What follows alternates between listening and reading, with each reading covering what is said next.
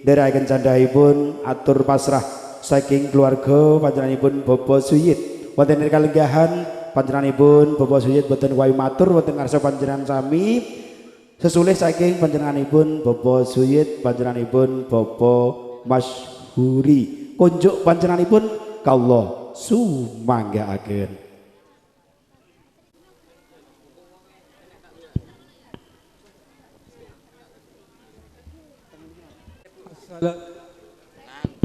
Assalamualaikum warahmatullahi wabarakatuh.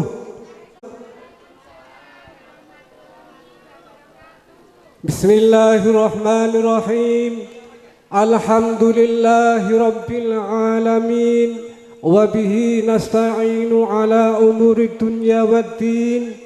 Wassalatu wassalamu ala asrafil anbiya'i wal mursalin Sayyidina wa maulana Muhammadin wa ala alihi wa sahbihi ajma'in. Wa la hawla wa la quwwata illa billahil aliyyil azim, amma ba'du. Hadratul kiram dumateng para alim saha ulama, ugi dateng para bapak yai ingkang tansah kawula ta'zimaken, sesepuh dalah pini sepuh ingkang kinabeten ugi ingkang kawula takzimaken, boten kesupen sahibul hajah Bapak Parmin Sarimbit ingkang kawula hormati, lan dumateng sedaya pengiring temanten saking Desa Ngrancang ingkang kawula hormati, bapak-bapak, ibu-ibu hadirin wal hadirat, para tamu undangan walimatul arus ingkang berbahagia. Saderengipun kawula matur ingkang semindah, monggo kita sedaya tansah ngunjukaken raos syukur kita dumateng Allah Subhanahu wa taala kanthi ucapan alhamdulillahirabbil alamin. Wondene saat wekdal menika kita saged makempal wonten menika majelis inggih menika walimatul arus wonten dalemipun Bapak Parmin Sarimbit kanthi keadaan kanthi kawontenan sehat wilujeng boten wonten alangan setunggal punapa-punapa. Mugi-mugi pangpal kita wonten samenika beto barokah maslahah fid dini wa dunya wal akhirah, khususipun dumateng mempelai berdua menika Mbak Haris kalian Mbak Pipit.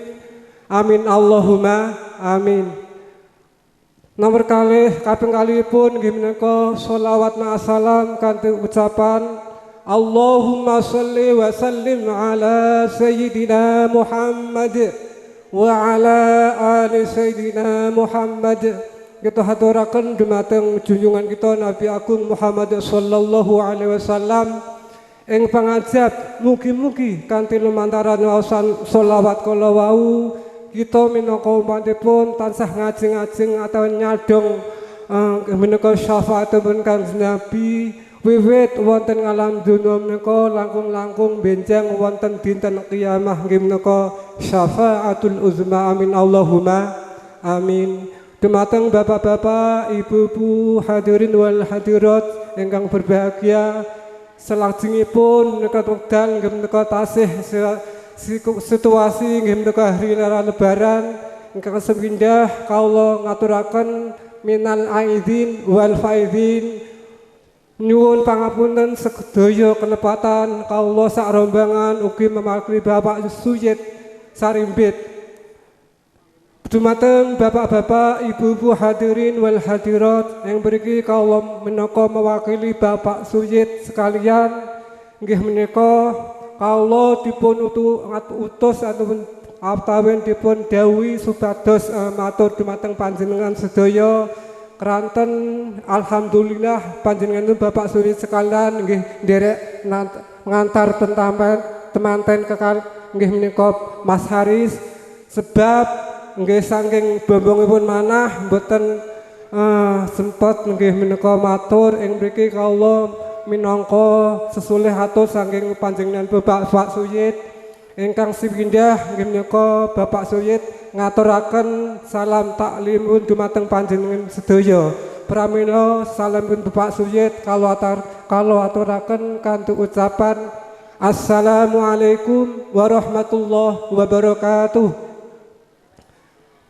Kaping kalihipun nggih menika kawula dipun dawuhi Bapak Suyit nggih menika supados masrahaken anak kawula ingkang nami Haris nggih menika ngapunten sanget nggih Mas Haris uti menika wekdal nggih menika ugi sak rombongan khususipun Bapak Yusuf Suyit nganter sowan mriki mboten beto menapa-menapa mboten beto menapa-napa anamung nggih menika cara sanepanipun nggih menika anamung beto klapa kalih setunggal pikulane niki sami panjenengan sedaya kula kinten sampun paham.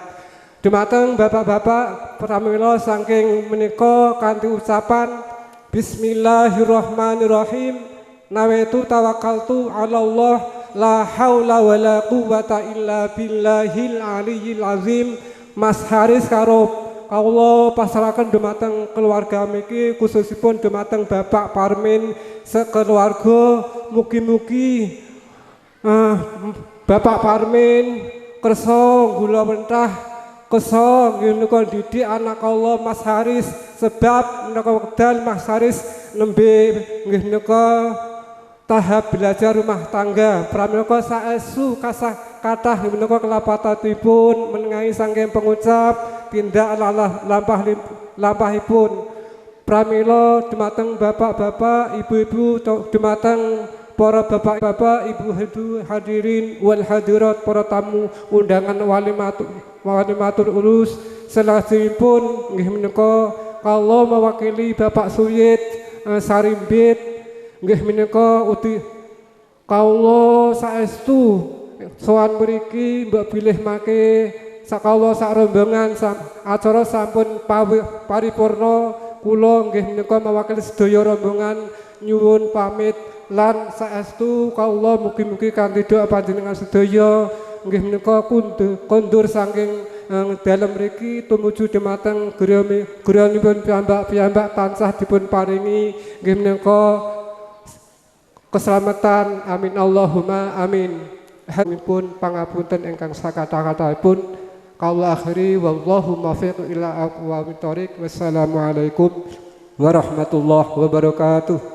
Tetes titis wijang gamblang nggih pangendikanipun panjenenganipun Bapak Mazhuri minangka sesulih saking keluarga agung panjenenganipun Bapak Suyit ngaturaken gogeng panuwun ingkang tanpa pepindhan. Ndherekaken candhaipun atur panampi pasrah saking keluarga panjenenganipun Bapak Suyit panjenenganipun Bapak Parmin wonten kalenggahan siang prasaja panjenenganipun Bapak Parmin boten kuwawi matur wonten ngarsa panjenengan sami sesulih saking panjenenganipun Bapak Parmin panjenenganipun Al Ustadz Gus Apit mangke kasuwun paring berkah doanipun boten ateges doa menika boten panutuping adicara nggih kunjuk panjenenganipun Gus Apit kawula sumanggaaken. Assalamualaikum warahmatullahi wabarakatuh. Bismillah, alhamdulillah min ni'amillah. Wassalatu wassalamu ala rasulillah sayyidina wa maulana Muhammadin ibni Abdillah. La hawla wa la quwwata illa billah amma ba'dah.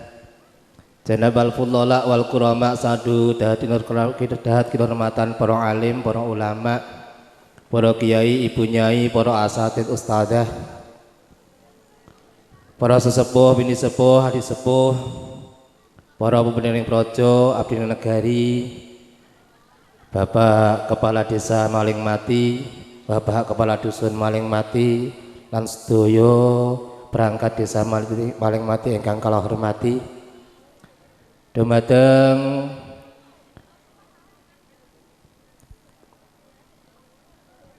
besan saking Rancang Ibu Bapak Suyit adalah garwa ingkang tansah kula hormati ugi dumateng sedaya rombongan saking Ngrancang ingkang tansah kula hormati ugi dumateng saha ibu dakwah inggih menika Bapak Parmendalah, Ibu ingkang kula hormati, wabil khusus temanten kekalih ingkang berbahagia. Bilih ing wekdal sonten menika kita tasih pinaringan saged rawuh wonten menika majelis wonten alangan punapa, amin amin ya rabbal alamin. Salawat dan salam tansah katur kunjuk dumateng baginda Rasulullah Muhammad kanthi ucapan Allahumma sholli ala sayyidina Muhammad. Mugi kanthi wasan salat menika kita tansah pikantuk syafaatul min yaumin hadza ila yaumil qiyamah lan ugi tansah dipun ageni umatipun, amin amin ya rabbal alamin. Para bapak, para ibu, para sedherek ingkang kula hormati, kepareng marutur temriki kala minangkani talang atur saking Bapak Parmendalah, Ibu ingkang sangat berbahagia ing siang punika sepindah matur tampi napa ingkang sampun dipun pasrahaken saking keluarga besan inggih menika salam takdim kita jawab kanthi jawaban alaika wa alaikumussalam. Ingkang angka kalih inggih menika atur bahal bilih ing wekdal siang menika tasih suasana Idul Fitri pramila kita jawab ugi kanthi atur sami-sami mugi-mugi kita tansah dipun ngapura dening Allah, dipun paringi ridho anggenipun kita gesang, dipun paringi rezeki ingkang barokah, amin ya rabbal alamin. Salajengipun inggih menika atur masrahaken nak Mas Haris dhateng keluarga maling mati pramila kanthi asta kekalih kanthi atur bismillahirrahmanirrahim. La haula wala quwata illa billahil aliyil azim. Nak Mas Haris kita tampi kanthi estu kanthi legawa ning manah. Teng mriki insyaallah dipun didik, dipun bina kanthi tata caranipun daerah mriki sawangsulipun mbok pilih teng dusun dusun Ngrancang Benjang nggih dipun bina, dipun arahaken mugi-mugi nak Mas Haris kalih Mbak Pipit menika dados keluarga ingkang sakinah mawaddah warahmah, amin ya rabbal alamin. Salajengipun saking keluarga ngaturaken matur suwun sanget atas bantuanipun bilih ing siang punika luar biasa dipun sengkuyung saged rawuh sami rawuh mriki ndongaaken nak Mas Haris kalian Mbak Pipit anggenipun bina rumah tangga. Mugi kanthi rawuh panjenengan menika ndadosaken tambahipun donga berkahipun rumah tangganipun Mbak Pipit kalian Mbak Haris dipun takdir dados keluarga ingkang bejo donya bejo akhirat, dipun paringi slamet wilujeng, dipun dadosaken keluarga sakinah mawaddah warahmah, amin amin ya rabbal alamin. Lan ugi saking keluarga Bapak Parmin ngaturaken agungipun Syekh Samudra Pangaksami mbok bilih anggenipun paring pakhormatan arupi napa kemawon kirang nyajeki dhateng manah panjenengan sami estu saking keluarga maling mati nyuwun agungipun Syekh Samudra Pangaksami. Lan ugi nderekaken tindak wau dipun aturaken bilih sak bibaripun adicara nyuwun pamit pramila kita mboten saged maringi sangu napa-napa namung ndongaaken mugi-mugi pinaringan wilujeng slamet dumugi griyanipun piyambak-piyambak. Pertemuan menika dados pertemuan ingkang berkah barokah maslahah fitini wa dunya wal akhirah, amin amin ya rabbal alamin. Mekaten napa ingkang saged kula maturaken monggo kita dongaaken sareng-sareng teman-teman kalih menika kanthi estu kanthi ikhlas. Mugi kanthi donga barakallahu laka wa baraka alaikum wa jama'a bainakum fil khair. Mugi dados keluarga ingkang sakinah mawaddah, dipun paringi keturunan ingkang saleh salehah, dipun paringi gampil anggenipun pados maisah, dipun paringi rezeki ingkang barokah, keluarga ingkang barokah, anak turun ingkang barokah, yuswa ingkang barokah, keluarga serta duluran ingkang barokah. Amin amin ya rabbal alamin. Maka napa ingkang saged telebataken awal hingga akhir kata salah kata khilaf agen kula matur estu nyuwun ageng pun sesamudra pangsami. Ihdinas siratal mustaqim wallahul muwaffiq ila aqwamit thoriq. Wassalamualaikum warahmatullahi wabarakatuh. Muhammad Allahumma shalli ala sayyidina Muhammad Allahumma shalli ala sayyidina Muhammad liridha ila wa li syafaat Rasulullah wa li karamati sayyidina Syaikhul Qadir Jilan radhiyallahu an wa li kulli niyatin shalihah. Summa ila hadratin Nabi Allah hadir alaihi salam wa ila hadratin Nabi Allah Ilyas alaihi salam wa ila hadratin Nabi Allah Isa alaihi salam wa ila hadratin Nabi Allah Balya bin Malkal Khadir. Summa ila hadratin Nabi Allah Adam alaihi salam wa ila hadratin summa ila jami'i man fatah hadil qaryah maling mati wa la taj'alna wa iyyahum ala sari wa darsa. Rabbana atina fid dunya hasanatan wa fil akhirati hasanatan wa qina adzabannar wa adkhilnal jannatal ma'al abrari ya aziz ya ghafur ya arhamar rahimin. Wa sallallahu alaihi Muhammadin nabiyil ummi wa sahbihi wa baraka wa sallam. Subhana rabbika rabbil izzati amma yasifun wa salamun alal mursalin alhamdulillahi rabbil alamin. Istajib doa al-Fatihah.